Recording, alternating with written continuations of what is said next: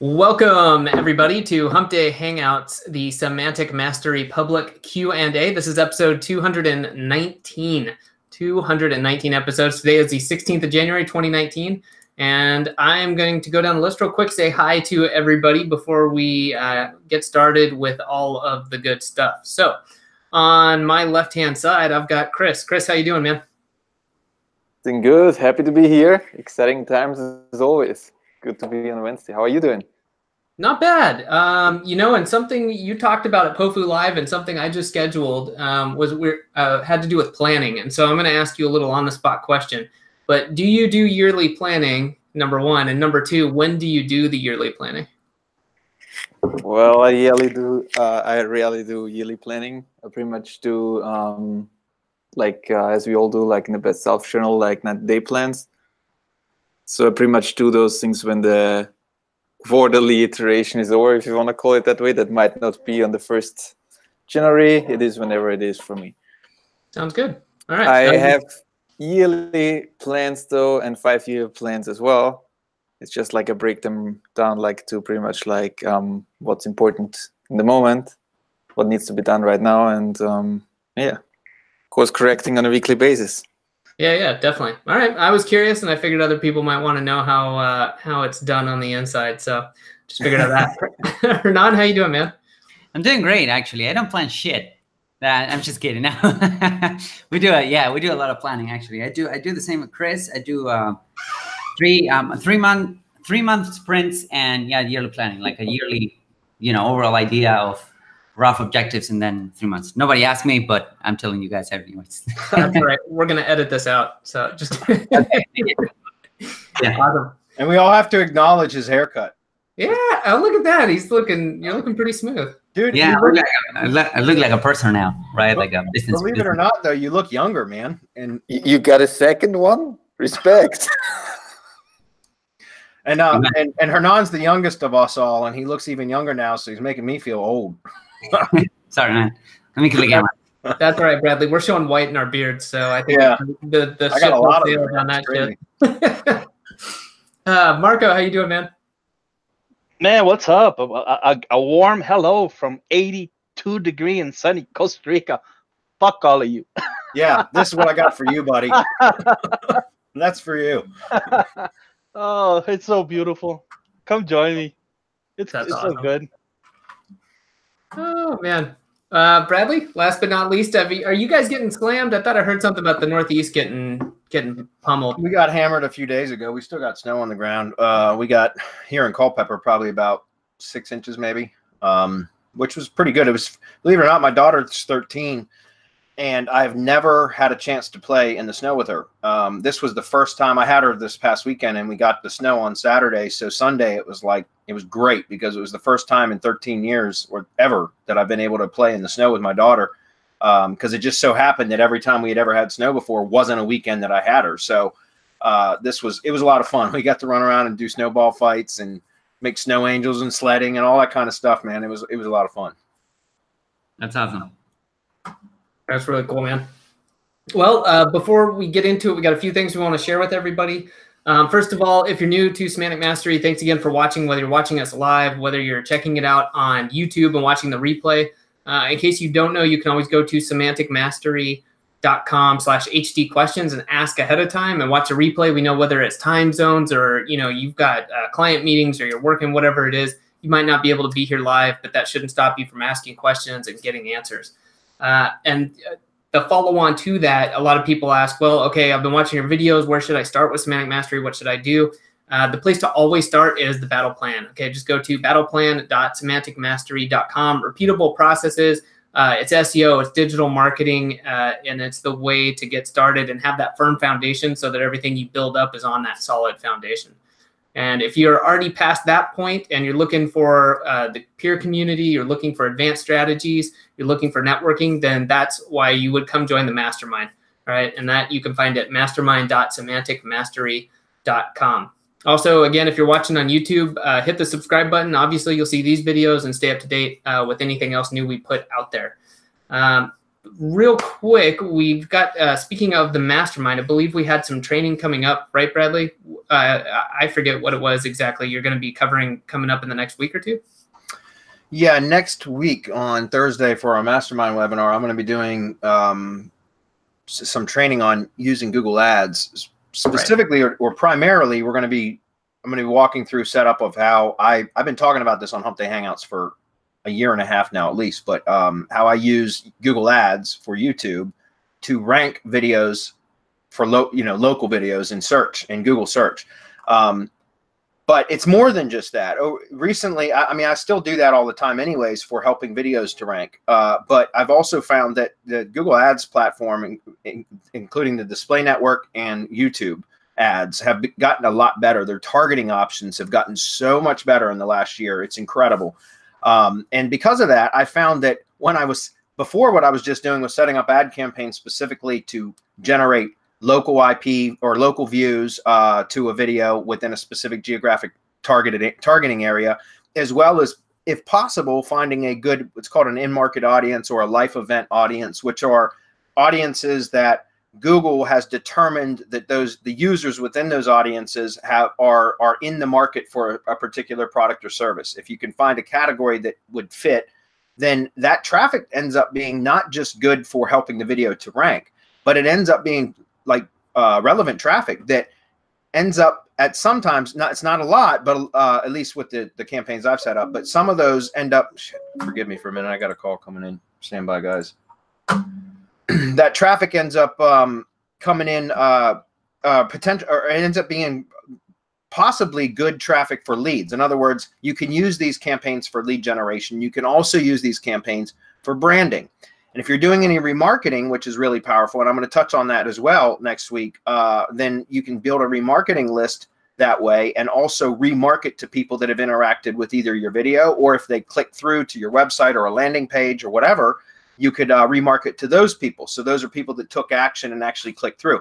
So I'm going to be walking through all that. And then I'm also going to be talking about how to set up remarketing campaigns in the Google Display Network, because I've been doing a lot of remarketing stuff and display ads recently for a client of mine. Does a lot of ad spend in Google, and I found that just recently the Google Display Network is so much better than it used to be. It used to be a real pain in the ass to set up display ads because you had to get a graphic designer to design the banner and in whatever banner it was, and then have that banner created in multiple sizes. Leaderboard and the 350 by 250 rectangle, all the standard sizes.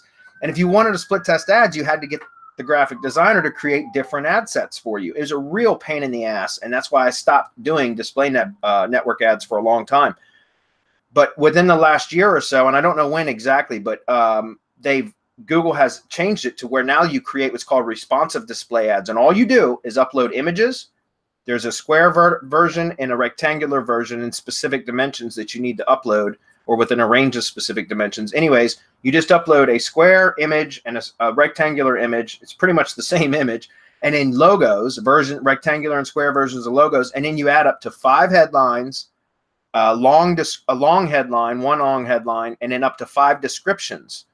And what Google does is we'll just grab one of the images, a version of the logo, and one of the headlines and descriptions and create an ad out of that. And what it does is over time, it will automatically optimize the ads based upon the images, the headlines, and the descriptions, and which combination produces the most click-throughs. And that's what it will start to show more. And so again, it just became super easy to set up ads in the display network, what used to be a pain in the ass. And because of that, I want to do some specific training on that for remarketing as well as for cold traffic. So basically in 2 weeks from tomorrow, or excuse me, a week from tomorrow, I'm going to be doing a full we usually go 2.5 or 3 hours on mastermind training on specifically how to use Google ads, just YouTube ads and the display network ads. Nice. Nice. And speaking of webinars, Marco, you just had a webinar, didn't you? Yeah, I'm glad that Bradley's doing this training, because we talked about entities on Monday, right? And I mean, almost everyone stayed until the end. But we talked about how you create them, how to verify them, validate, solidify, and then we talked about the art of art, which I'm always talking about, right? Activity, relevance, trust, and authority. Relevance it's just you make sure that your content stays relevant and that you do right your silos. They have to be semantically related, right? Your silos, the semantic relevance has to be kept within the silo. You don't want to break that. And so we talked, and I'm glad that Bradley's doing this training because what better way is there to validate your entity than to go and pay Google for some ads and run them to yourself because it's traffic. And what's the first part of art? Activity. Without activity, your shit is dead in the water, no matter what you do. I mean, you'd have to do so much work in order to get it to start getting traffic. And what Bradley does, what Bradley's going to show, is how to kickstart that traffic, how to get that traffic flowing anywhere you want, basically, so that you can validate, you can get all of the, if you have all of these things in place prior, right? The creation, verification, and then you're ready to validate and solidify and work into the end game, which is art, right? The art of art. Then there's absolutely no better way, because you're paying the great validator, the great solidifier, which is Google.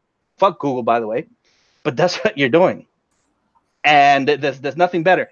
And for anyone who wants to watch those, guys, I have the Rotary Club, the Snoqualmie Valley, Washington. It's in Washington State, right? The Rotary Club of Snoqualmie Valley is matching any donation $50 or more, which is incredible.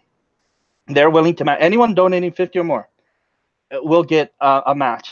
And then anyone donating 500 now, because it used to be 1,000, but 500 gets 2 hours of my time. And of course, anyone who's willing to donate that 5K, you get business in a box from me. What I talked about on Monday, we will do all of that, so you can just pop that right in whatever niche you want. No, local niche or whatever, affiliate, whatever it is that you want to do, and we'll get that puppy going. And it's I think you can't get a better offer than that. So there you go. And thanks everyone who donated. Guys, we're killing it. Mike, we have enough to send about 40 kids, well, 50 now, 50 kids to school this year, which is fantastic. Awesome. Yeah, thanks to everybody who donated throughout the webinars. And then this is a pretty awesome offer. So thank you, Marco. All right, I think that's going to do it as far as what we've got to cover. Real quick, just want to remind people, we do have, nope, it is going. I just about stuck my foot in my mouth. But the flash sale, I believe, is still going on at mgyb.co for done-for-you services. We got a deal on press releases as well as syndication networks. So I'll put that on the page. If you're watching the replay, I'm sorry, but you're probably not going to get it unless you get to it real quick after Hump Day Hangouts. But with that said, let's get into it. Okay, I guess I'll have to stop looking at other stuff. Grab the screen.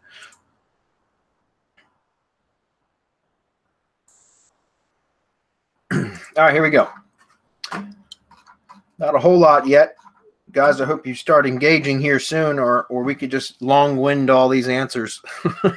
Will's up first. He says, so Bradley, do you use Vumber or callfire as virtual numbers and then reroute those calls to your AnswerConnect service to provide support to your lead gen properties? Yes, Will, that's what I do.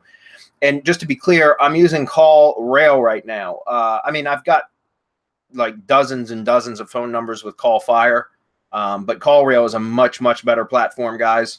And so, like, you know, I talked about Vumber too. If you were just doing a handful of numbers, you know, or a couple of assets or something like that, then Vumber is a pretty cool, it's a great service actually. But if you're going to be doing at scale, which is what we've been preaching for the last few months, you know, a la the local LLPro method, then I would highly recommend that you go with CallRail as your virtual phone number provider. There's a ton of really, really good features in there. Not that you need them all, but I'm just saying there's a lot of really cool stuff that you can do. Like they call call workflows or something like that is what they're called, where you can set up automations and like all kinds of really cool stuff. And it's just like a drag and drop workflow or automation builder. So you know, there's just a ton of really cool things that you can do there. It's inexpensive. I just really, really like the platform. So, but yes, I'm rerouting. And by the way, I know I'd mentioned this at some point, but I thought CallRail had a live answering service too. like AnswerConnect is, but they don't. I researched that because just last week, or it might have been 2 weeks ago now, I had to set up a new account because one of my location clusters has started to generate calls consistently, and I had the phone, the virtual phone numbers just forwarded to the contractor directly. And he contacted me. He was like, I'm getting hammered with spam calls. He was getting some valid leads too, but he was also getting hammered by Home Advisor and, you know, a ton of marketing companies and all that shit, because there's a whole bunch of new GMB assets, right? They were all funneling or all redirecting the phone to him. And guys, I've talked about this many times on Hump Day Hangouts, but I'm telling you, if you're doing lead generation, guys, one of the things that's going to separate you from potential competitors is if you set up, well, it depends on the industries you're dealing with, but I'm talking about for contractors or really for any industry for that matter, unless they, if you're redirecting the phone calls directly to your client or your service provider, unless they have a receptionist, somebody that's going to answer the phone, like that's their job to answer the phone, then I would recommend you don't send calls directly to them and instead set up a call service, a call center, an answering service. Does that make sense? And the reason why I'm saying that is because, guys, over the years, every time I've created lead gen assets and then forwarded the calls directly to the provider, in my case, contractors, I ended up losing first it would piss the contractor off because they would have to field all those spam calls, which were solicitations for marketing services mainly. So that would piss them off, number one, because it would be a shit ton of wasted effort on answering calls. Number two, a lot of those contractors will, my service providers, which are contractors, are working contractors. In other words, they may be the business owners, but they also, work out in the field with their tools, or they manage projects or whatever. And so a lot of the times they wouldn't be available to answer the phone. And so if they weren't to answer the phone, that's a lost lead, especially if I was charging on a pay per lead basis or on a revenue share model, right? Because calls that don't get answered are leads that are wasted. They're just, they go out into oblivion, and that's money that I lost. Okay. And then lastly, even if they did answer the phone, what happened, like even if the contractor answered the phone most of the time, what happens is because of the solicitation calls and the barrage of calls that come in, they would eventually stop answering the call and screen them because of that. And so what I ended up doing with tree service companies way back in 2012 was I got hooked up with AnswerConnect, answerconnect.com. I get no credit for that, guys. It's just a really good service for me to mention it. I got hooked up with them and set up a call center. And the call center answers 24 hours a day, 7 days a week, 365 days a year. It's always available. So every time somebody calls one of my lead gen sites for tree services, it gets answered no matter what time of day or night it is. It's a live person answering the phone that asks, a very short call script, asking what the caller's calling about, and then some basic contact information, the property address, that kind of stuff. And then they forward that in, as soon as the call is done. Well, it depends on the arrangement I have with the particular contractor, but the vast majority of them, as soon as the call is done, the call gets the lead data gets forwarded or sent to the contractor via email as well as text message. So it goes directly to their phone, and I get an email copy of it, right? So I get an email of the lead, and then I set up a Zapier for each client so that it will, because it goes to my email. So Zapier I set up a filter that says if an email comes in from this address or with this subject line or whatever it is that I use to identify which email it is, then send it to a spreadsheet, right? A Google Sheet. And so what I do is I end up having, this is all automated. And then, once a month or once every 2 weeks or once a week, depending on what the frequency is that I go over leads with potential service providers, I've got a spreadsheet there that shows all of the leads, right? And it's real simple for me to just open up and look at it. So anyways, like I said, I thought CallRail had an answering service, but it does not. So AnswerConnect is still my go-to source. And I just set up another account, like I said, last week or maybe 2 weeks ago now, for one of our location clusters that's generating now. So what I'm saying, guys, is that's going to differentiate you from other lead gen providers is, first of all, exclusivity of leads, right? That's something I'll always pitch to a potential service provider or a prospect. I say, look, any lead that I generate is going to go 100% exclusively to you. That means I'm not selling it to 3 to 5 other contractors. That's what Home Advisor does, guys. HomeAdvisor buys, sells leads to multiple contractors. So it's a race to the lowest price point. In other words, all the contractors will show up at a damn residence sometimes at the same time. I know, because I've gotten a lot of tree service clients that way, guys, that they would literally a tree company would be pulling into a driveway and another tree company would be pulling out. You know what I mean? Because HomeAdvisor sold that same lead to as many as 5 different contractors that I've been able to verify. Right. And so all those contractors end up bidding for that job, and they lowered their price. So it's a race to see who can bid the lowest to get the job. And so that sucks. Nobody wants that. Contractors don't want to have to get in a bidding war with other contractors to get a job. So exclusivity of leads, that's huge. Number one. Number two, if you offer a call center, then that means the only time that your service provider is going to get notification is when it's a valid qualified lead. How do you know it's qualified? Because it went through the screening process that the answering service provides, right? Don't get me wrong. Some of my contractors still get, like, for example, Yelp, absolutely relentless. Yelp will call over and over and over again, three times a week, different Yelp representatives to the same damn lead gen asset, saying, oh, we're the new Yelp rep and we're just calling to, and it's always to sell advertising services. And so they'll still leave a message, and that message will get transmitted to the service provider, and I'll get a copy of it too. But I understand that that's going to happen from time to time. What I'm saying is, though, the notifications only get sent when the caller has completed the call with the answering service and filled out, answered the required amount of questions. Okay. So obviously, like a Yelp call wouldn't be a billable call, but valid lead data would. And so that's huge, because that prevents the contractor from having to answer the phone. It prevents spam calls from ever reaching them. And it also it ends up being to where they just get the lead information when it's convenient for them. They can call back. Obviously, I recommend they do it as soon as they get the information. But that way they can still manage their projects or, have their tools on, and they're still getting the lead. Whereas before, the lead would just go off into the ether, right, into oblivion, and we'd lose the lead. And when I implemented that, Will, with my tree service stuff, and this was way back when I was still kind of, had a fledgling business at the time.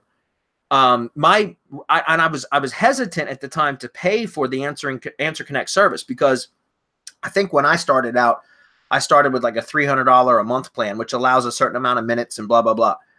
And at the time when I was new to this, I was $300 a month was painful for me to give up, right? Like, I didn't want to commit to $300. There's not a contract. It's just month to month, but I didn't want to commit to $300 a month when I was barely making money at that time. You know what I'm saying? Like, I was making money, but still $300 a month was a kind of a big commitment for me at the time. But what was interesting is, as soon as I implemented that, my revenue went up 30%. My net revenue went up 30%. That means even after subtracting the expense of the call center. And it was because now a lot of calls that were getting missed before were now being answered, and the leads they got followed up on by my contractors, which ended up, a percentage of them closed in the jobs. And so my revenue went minus I don't remember if it was really $300 a month or whatever, guys, but whatever the expense was at that time, I ended up having a 30% net increase in revenue on a monthly basis because of that. And so ever since then, that has been how I've developed my lead gen business, is I always provide or I always set up call centers when I have assets that start producing consistently. Like, initially, I might have the calls directly to a service provider, or even to just a voicemail while I'm optimizing and getting the asset to produce. But once it starts producing fairly consistently, then I'll set up a call center for that, so that we have somebody actually answering the phone. And then that's when I'll pitch that service, to monetize it to potential service providers. Okay. That was a great question. And I appreciate you asking that, because I get that question a lot, even from, more experienced members in like our mastermind. And I'm telling you guys, I know a lot of people do lead gen and just forward them directly to the contractor. But trust me, especially if you have multiple locations that you're all forwarding to the same number, every one of those locations is another spam point, right? Another solicitation target, or magnet, I should say, another solicitation magnet. And so if you've got 6 or 8 or 10 locations in a metro area that you're forwarding all to one company, they're going to get barraged, like literally hammered with solicitation calls, guys, and you're going to piss them off. They're not going to want your services anymore. So again, I would recommend that you do that. Set up guys, it will make you can charge a premium for those leads because they're exclusive and because they're all pre-screened leads. The call center being the pre-screener. It was a great question though, Will. Appreciate that question. Alina, I'm working on a niche that is considered a service area business. However, we are collecting leads of consumers that are seeking this type of service via a website that captures their personal info, sort of like a lead gen site.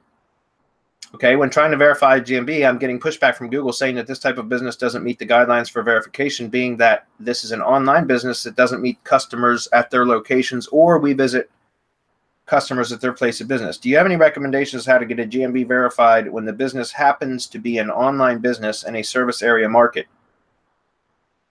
According to LLP or local LLPro training, we only need an NAP and the requirement that this be for a service area business to get the GMB verified. In other words, wait until the GMB is verified and then pile it up with all the custom optimization you talked about in training. Okay, I'm not real sure what the first question, the primary question is, can you get a GMB asset set up for that type of business? I don't know because I've never done that. However, like I'm not sure exactly what type of business you're talking about, so I don't know. I've never experienced that sort of a warning or restriction or whatever from Google because I've never tried to set something like that up. However, I may be speaking, I may not be correct about this, so Marco, please feel free to interject. But our GMB verification service could likely get that for you. Am I right, Marco? Yeah. Well, if what do you call it? If it's available, if it's in one of the categories or any of the categories in Google My Business approximates whatever it is that you're doing, we can get it. Yeah. We can get it, except if it's one of those. We just can't do a 24-hour locksmith. I mean that's we can't verify that. Period. Some of them are more difficult, so you will be charged more for that service simply because it might be just a small area. Or it's one of those that Google polices really closely, so it takes a lot more work. Yeah. To get it verified. But if it's in there and it's not one of the categories, there's just absolutely no way that it can be verified. Yeah, we can verify it. Yeah. So I mean, there you go, Alina. Like honestly, I don't try to verify my own listings anymore because we have a service that does it. I don't even know how it's being done. I honestly don't care. I just want the result. So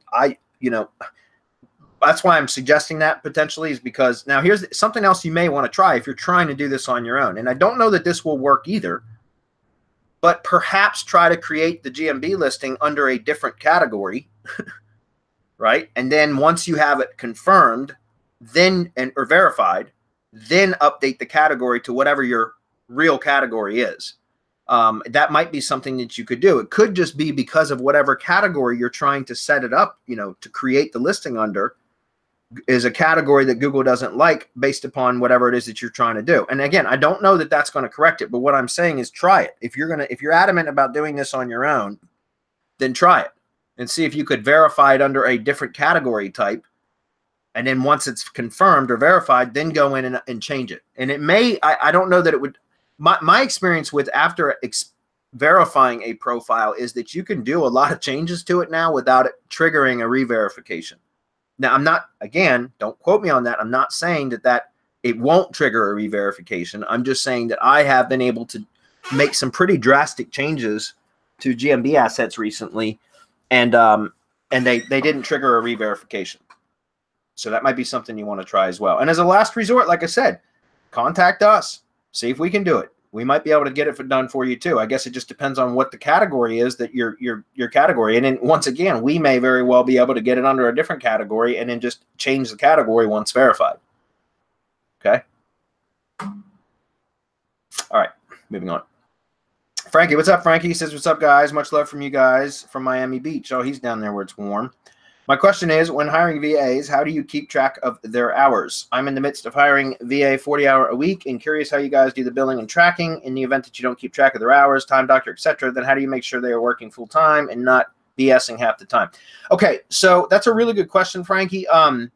there are some really good time tracking apps like what you're talking about. Time Doctor's one. Another one, Chris P, one of my partners, mentioned. I haven't used it though. It's called Hubstaff, I think. Hubstaff.com, maybe. You could look it up. But yeah, something like that is a great way to do it, especially to start with, guys. Now, I typically don't monitor my VAs like that because I work very closely with the VAs that I train initially.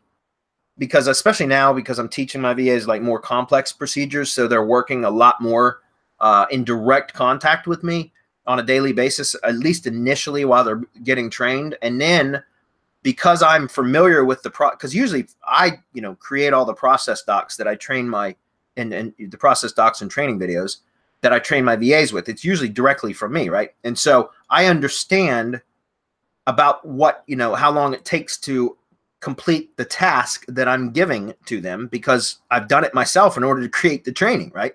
And so, obviously I give them leeway up front while they're going through the training and learning the procedure. I give them leeway. In other words, I allow them a lot more time than what it takes me. But then after they training, which for us, Semantic Mastery, whenever we hire a VA for full time, they go on salary, but we pay them 75% of their salary for the first 30 days because they're in training. And then, provided that and that's also a probationary period. At the end of that 30 days, if they, performed well and, and I was satisfied with their work and that kind of stuff, then they go up to their full salary. And then typically by then I just assign them tasks. And if the tasks, if the tasks aren't being completed in a timely manner, then I'll question what they're doing. And if they can't give me a good reason or a believable reason as to what's taking them so long, like present me with some problems that they're running into, process issues or software or application issues or whatever the case may be, if they can't present me with something that's believable and a valid excuse, then that's when, they go on probation again, or they'll potentially at that point, I would add them to a time tracking app, or they just flat out get fired if I catch them in a lie or whatever. And that happens from time to time. But personally, for the teams that I manage, I typically do not track using time tracking software. I did when I first got started, guys, but I've gotten really proficient at managing VAs. So I don't really see that as for me personally necessary. But again, I do recommend, especially if you're just starting to outsource, guys, that you use something like a time tracking app. Time Doctor is a good one. I can tell you how it's being done in mgyb.co. Okay. Because we got a bunch of them. And so it's now mandatory for them to be on from 10 p.m. to midnight their time, which makes it convenient Eastern time and my time, so that we can communicate. We need to know the task, what they're up to, what they're doing, what they've done, any problems, anything, right? Because they're constantly going into MGYB, fulfilling. So there's a lot of client involvement. Ruseo needs to know, Justin needs to know, Chrissy needs. So there's a whole lot of communication that takes place that Rob and I, or Rob or I, need to see. And then we also have a project manager. She's the one that's just hands-on, just moving all of the pieces around, so that now Rob and I only get the higher level stuff that can't be solved by our project manager. When they come on, they go on 90 days probation, and they have to know that they're going to get, as Brady said, 75% while they're training. After the first 30 days, they go into their full salary, but they're still on probation. Yes, correct. And they're being tracked. We have work snaps, it's called worksnaps.net, which works really well because they have to be there to click right on and take that screen grab. They have to be there. They have to be present at the computer, and then we'll know what it is that they're doing. Now, after the probationary period, what happens is then they go on a split shift, which means 6 hours they have to work whenever they want, as long as they clear it with the project manager. But they have to work the 6 hours. Once we know that we can trust them and we can give them enough work, and you're right about that, you have to give them enough work that it's going to fill up their time. And so we know we're doing that. We have the project manager that's on top of everything during the day, in the Philippines especially. And so she's giving them assignments, and if there's anything going on, then we have the reports. I mean, we just have a whole system in place so that we track whether our VAs now are being as productive as possible. Now, here's another thing. If you have a rock star that's producing whatever it is that you need produced, and you're making a whole bunch of money with that VA's help, then is it worth tracking that VA? I would say, hell no. I mean, by all means, do whatever the fuck you want to do and keep making me money. Where you run into issues is if you're not getting the work that you expect completed. If you are, and it's just superstar work, and that's your rock star, that's your future team manager, team lead, project lead, whatever the hell you want to make that VA, that's where that comes from, because then they know your business, they know what you're doing, and they can train other people for you.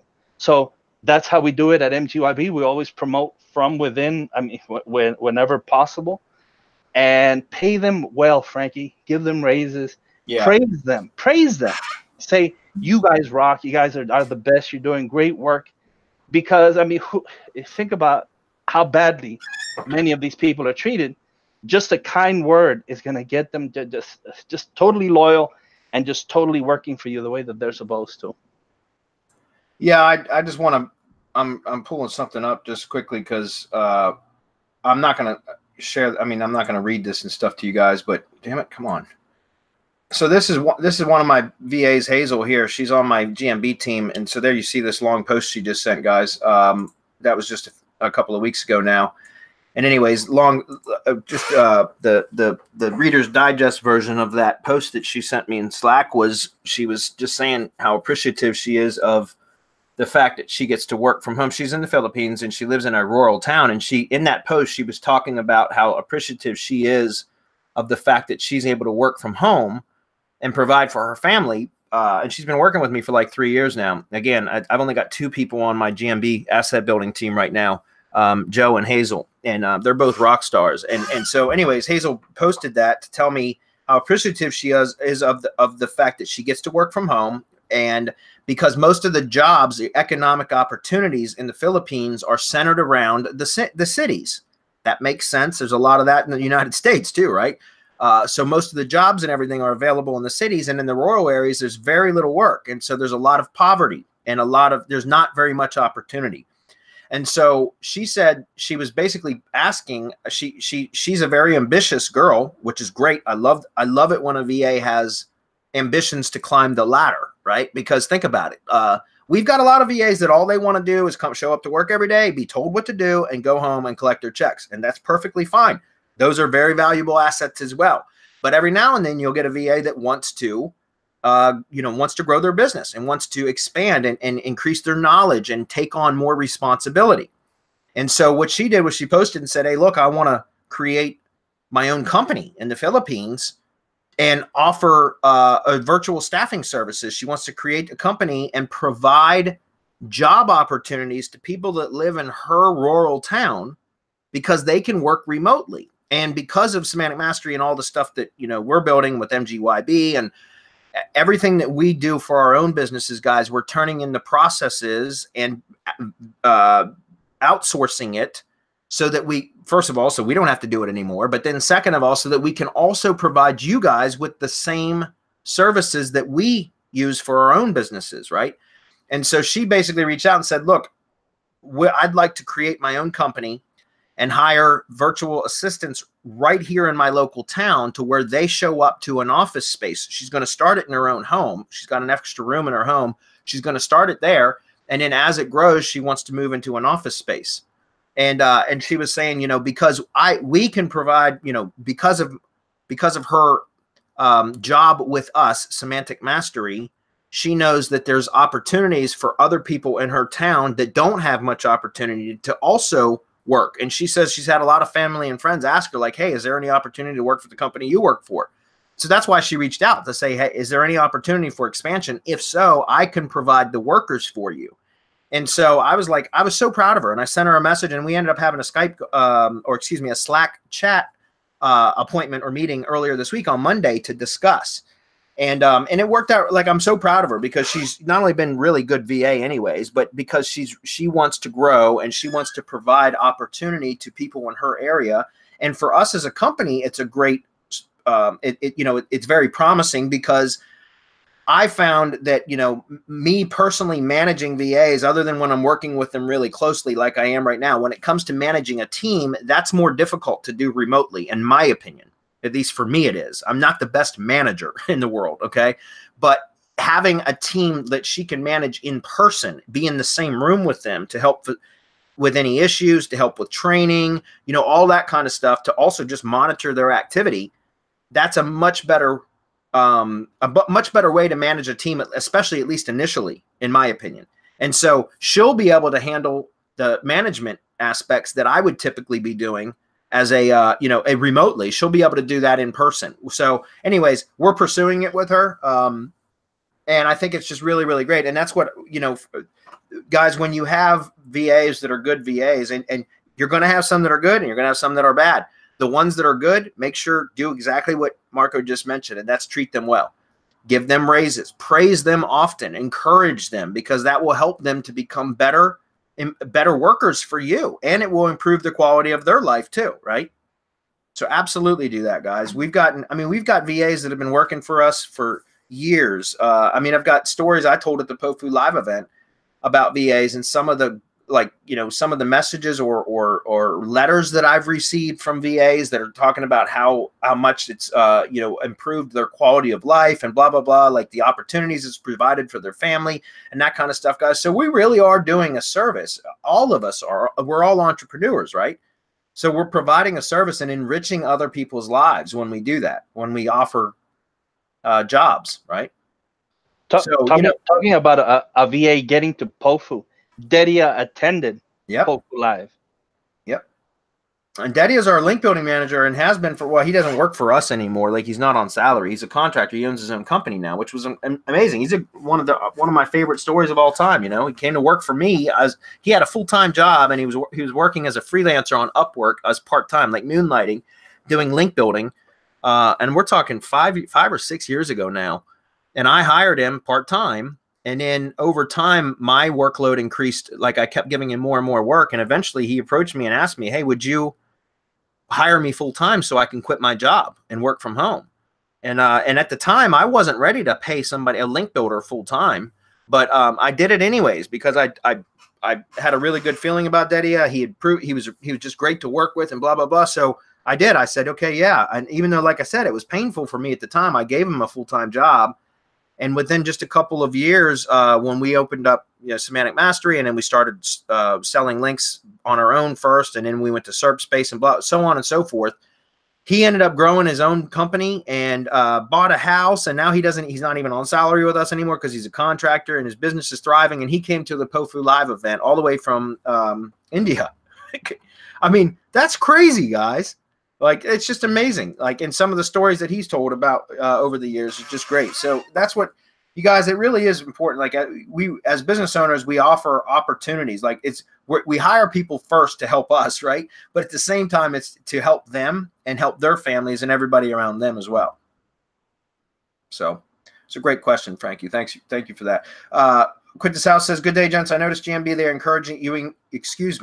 encouraging you to run ads.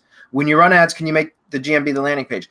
Yes, you can. However, I would recommend that do not use the ads service that they prompt you with inside of GMB, because that's the Google My Business or the Google Ad Express service, which gives you like literally no control over the ads. Google does everything for you. And I don't recommend that. Now, I haven't tested that. Again, the Google Ads platform has improved leaps and bounds over the last year and a half. So the Google Express ads may very well be a lot better. But several years ago, when I tested the Google Express ads, they sucked. They were terrible. I could manage a ads campaign manually way better and get much, much better results than I could from the Google Ads Express platform. So I haven't tested any of that in at least 2 years now, guys. It may be very much better. But I highly recommend that you would manually manage your campaign instead of letting Google do everything for you. Google will spend your money rather quickly if you let them. Okay? But yeah, you can use the GMB website as your landing page. Guys, you can use a damn Google Doc as no. What do you mean? No, no, no. Don't give that away. Why not? Because that's in RYS Academy Reloaded. So what? You can use a YouTube link. You can use any link for an ad, basically, Yep. as long as it meets the compliance regulations. Which is actually funny because in that case, there wouldn't even be like a privacy policy. What I'm saying is, Google doesn't really care what you're directing traffic to, as long as it has the recommended or whatever the required stuff. When it's a landing page, like a self-hosted landing page, they want contact information, privacy policy, terms of service, that kind of stuff, at least links that lead to that, and a way to contact. But you can go to a YouTube video, for example. You could go to a Google Doc, a GMB website, a maps listing. You can even add your just GMB map share URL in there. Okay. Keep in mind, though, if you're doing that, the only reason why I wouldn't want to do that, guys, is because, and I've thought about this too recently, is you can't add like remarketing to like a GMB website, for example. Like you can't add a remarketing pixel or even to the like the Google Maps page itself, the profile itself. You can't have it. So it's very difficult. And how do you track conversions on that too? Think about that. You know, I mean, obviously, if you have a tracking phone number, if somebody calls, you could always look at your call reports, and that would be considered a conversion. But it's not going to track as a conversion. Well, I guess if you added the number like through call-only ads and stuff, you could probably do that. But what I'm saying is, think about there's reasons why I don't recommend running ads directly to a GMB website, not like search ads. I mean, because it's awfully expensive. YouTube ads, yes. Display ads, yes, because you can get those a lot cheaper. Remarketing ads, even, but for like straight cold traffic search ads, I would not recommend pointing them directly to a GMB asset, because that's like, there's no way to really track that. And you could end up spending a lot of money on it. It's just too expensive to do it, in my opinion. From search ads, I mean. Okay. But yes, you can absolutely link to that. All right, Jim's up. He says, hello, gents. I just realized today is the 16th. Marco, did you answer this one for him? Sorry, I was muted. Yeah, I think the beginning of the webinar answered that. So Jim, missed it, just go back and check out the very beginning and check out Marco's link right below your comments here, or actually right above it. There you go. Okay, where should I subscribe to the emails again? Okay, there you go. You answered that. Oh, wow, we're almost out of time. Well, we can wrap it up early, guys. All right, Elena says, do you have a valid discount coupon that I could use for GMV verification then? Thank you. I'm not sure what you're asking for, Elena. We don't have a sale going on right now, then no. We don't have a coupon right now. Well, then no. No. Sorry, Elena. We may run a sale again soon, and when we do, then you can wait till then if you'd like. But okay, John's up. He says, are you guys offering VA connections? Ooh. John, in the mastermind, possibly. Adam, you want to chat about that? Yeah, definitely. So yeah, we brought that up, and we were definitely looking. We hooked up a couple people who were interested, and I guess now's a good time to see if anybody listening. You know, you've heard us talk about VAs. Most of the people who subscribe and listen to Semantic Mastery understand that that's a great way to offload a lot of your work so you can grow and scale. And that, you know, we can answer questions about how to use VAs effectively, how to manage them, and how to make sure you get the good ones. And we also, of course, offer training on how to do that at kind of a more advanced level. But we realize that some people going through that process of finding those good VAs and connecting with them is a problem. And it can take a lot of time. And since we do it at scale, we talked to some mastermind members about that. They took us up on the offer. And so I'm just curious if anyone is watching or you're checking this out on the replay, let us know, because if there's enough people out there who think this is a valuable service, we'll be willing to set this up where, you know, we'll even crank up our volume a little bit, do the hard work for you on the back end, and then do something like connect you with 2 VAs you can interview and either take both or take the best one, you know, for some set fee. And that probably, I've got this written down somewhere just from my own time, but that would save you at least several hours of work, and depending on what tools you use, potentially a couple $100. Yeah. Yeah, and I've been doing mastermind calls for the last 2 weeks now. Tuesdays, Wednesdays, and Thursdays, I do 2 half-an-hour calls per day with just, you know, mastermind members that have scheduled with me. And one of the almost unanimously, I'm not going to call anybody out by name, but almost unanimously, everybody I've spoke to said that, you know, that one of the things they know they need to do more of is outsource. And many people have been have avoided it because they have either been burned by hiring, you know, shitty outsourcers in the past, or they just don't want to put all the time and effort into setting up hiring funnels and going through that whole process of screening applicants and everything else, which is what we teach in Outsource Kingpin. It's the exact same method that we use, guys. We put the time in to do all that, though, and I understand why people don't want to do it. My only point to that is, you know, if you do stuff in your business over and over and over again all the time that takes time, like client reports, you know, whatever, repetitive tasks in your business that you do over and over and over again, but you don't want to put the work into hiring the outsourcer, it doesn't make sense to me, because you have to repeat that process again over and over again every single time. You know, again, like I'm just going to use client reports as an example. And guys, I outsourced stuff for years, and I still did my own client reports until January of 2018. So a year ago is when I finally outsourced my client reports. And what I'm saying is, you know, the reason why is because in order to generate the client reports the way that I had always done it, I knew it was going to take me 2 or 3 days of literally 2 to 3 days of recording the processes for how to do it, because I've got different types of reports that go to different clients. And that may be my own fault. I probably should have made everything universal or templatized or whatever, but it is what it is. And so I had to spend a couple days, and I never wanted to do it, right? It took me a day to do client reports every month. It would take me a full day to do client reports every single month. And sometimes, depending on if I was distracted throughout that process, it would take me a day and a half, right? Because other things would come up or whatever. And so a day to a day and a half every single month. And I hated it, but I never wanted to take 2 to 3 days to complete all the process training to train somebody else to do it. Well, finally I got smart, and I finally did that. And last year in January, I outsourced that. And, you know, yeah, it was painful because it took me almost 3 days to complete all the processes. But now I get every single month, I get an entire day back. Well, let me rephrase that. Now I have a VA that generates all the reports, consolidates all of them into one sheet, a text file, and then she sends it to me. And then I have all the reports and everything available to me right there on the notepad file. And I can just copy and paste into an email to my clients. And then I always inject my commentary. Sometimes it's via video email where I'm going over the reports, and I talk about where progress was made, where I found new opportunities, perhaps where some things went wrong, that kind of stuff. So I often send an email or a video email along with the reports, or I'll just send some text in, like, you know, here's your local rank report, here's key takeaways, here's your citation report, key takeaways, analytics report, search console report, you know, those kind of things. And then, so again, something like that, guys, you know, it takes forever to create a process to do it.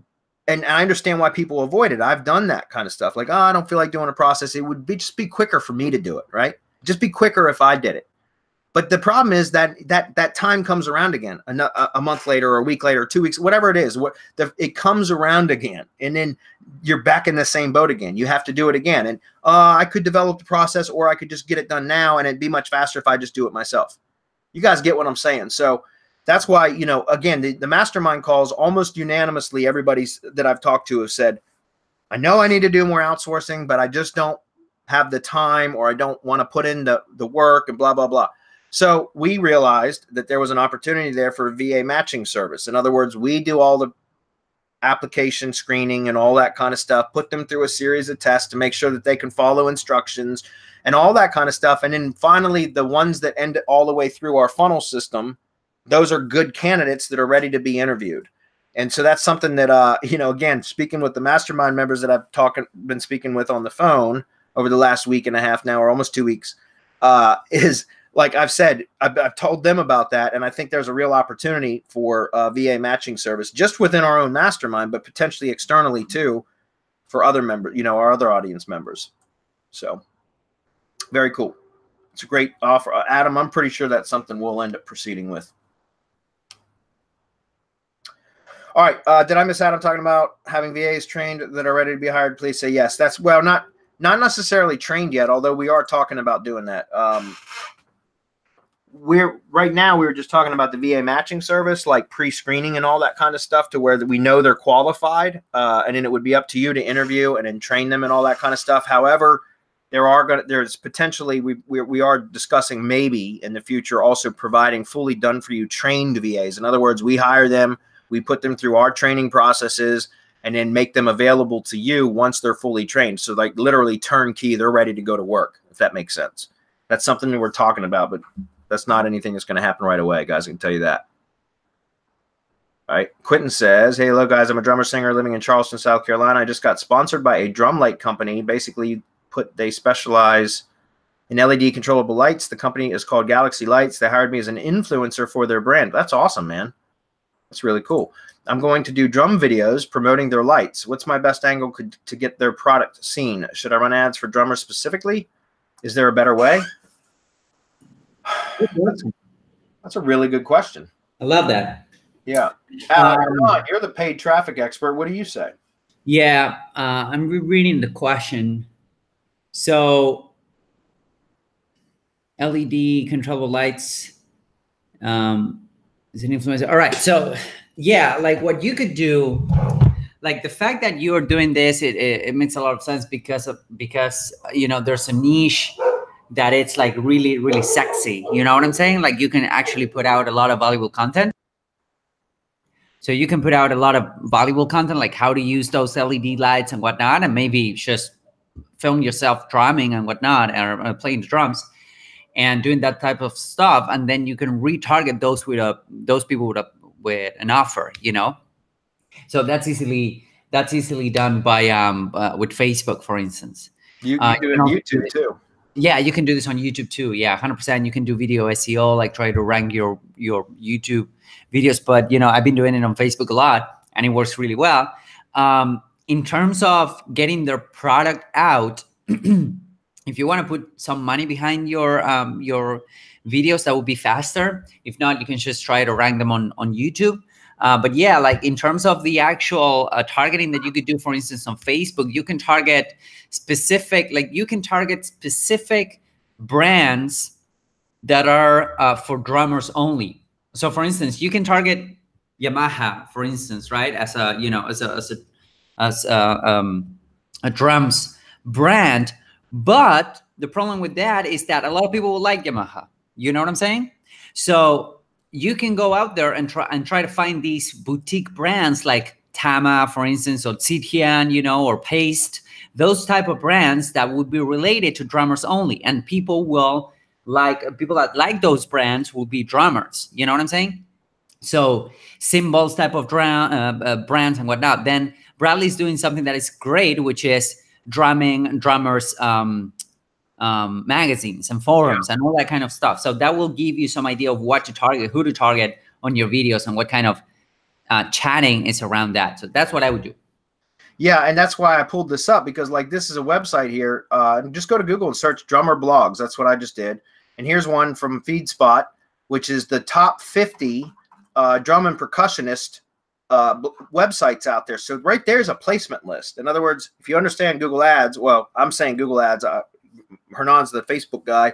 I don't even run Facebook ads. I don't know how, but I do Google Ads, and that would be right there as a placement list. In other words, just scrape all those domains, and it's just 50 here, but I'm sure you could do some research and build a really good placement list of drumming publications and websites and blogs and things like that, that you can specifically place your ads on those, right? So that's called a placement list. You could also do audience targeting if you can find, there probably is, I haven't done anything in the music niche, but there probably is a subcategory within the musician targeting categories that for drummers and percussionists. So you could use Google's audience targeting that way. You could also do topic targeting by selecting a topic and then adding keywords as an additional layer. So that's something else that you could do. So that's, and then YouTube marketing. I know for sure that YouTube, has got a lot of music type videos and stuff like that on that. So you could actually target via placements, just like you would here, create a placement list for YouTube videos that are known videos with a lot of traffic around drumming and percussionism and stuff like that. Right. And also, you could do topic targeting and audience targeting there, as well as remarketing and all that kind of stuff. So yeah, there's a lot of options there for paid traffic, guys. A lot of options. Yep. All right, guys, we need to wrap it up. Okay, cool. No more questions. Beautiful. Right on time, too. 5 o'clock on the money. That happens rarely. So, everybody, we appreciate you all being here. Mastermind webinar next week, not this week. Anything else we got to do this week, guys? If you're not part of, if you're not a part of the Facebook group, go join. We're going to have a great webinar coming up on Monday with Catherine Jones of CF Design School, and she's going to be talking about building 7-figure funnels. Awesome. Sweet.